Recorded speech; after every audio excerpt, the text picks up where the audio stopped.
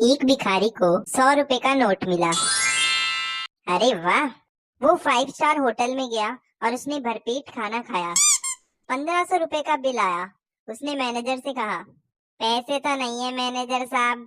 Manager को गुस्सा आया और उसने भिखारी को पुलिस के हवाले कर दिया।